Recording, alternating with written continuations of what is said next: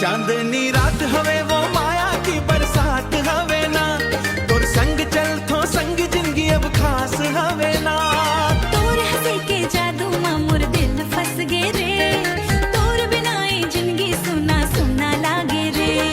तोर नैना के बात मां मोर सपना सज गे, धीरे धीरे मोर मन तोर संग बंध गे। आजा मोर संग नाच ले गरमा के ताल मां, माया के रंग भर दे मोर खाली गाल मन।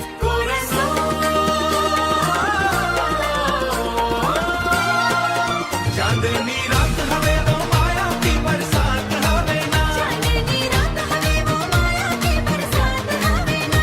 गौतम वंदना के जोड़ी सबले खास हवे ना। ढोलक बाजे मादर बाजे झूमे सारा गाँव, माया की ये कहानी गूंजे हर गली हर ठामन।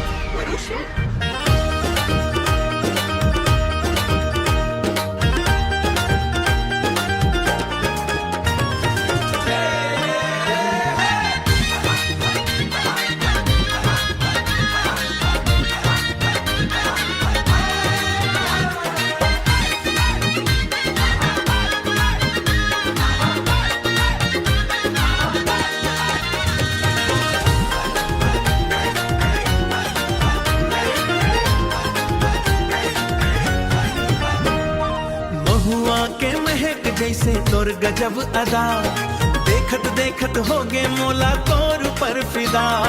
हाथ में हाथ धर के चल वो जिंदगी भर, तोर नाम लिखे है गाँव मोर हर एक सफर महिला। तोर संग हंसी खुशी मोर पूरा संसार, जियत रही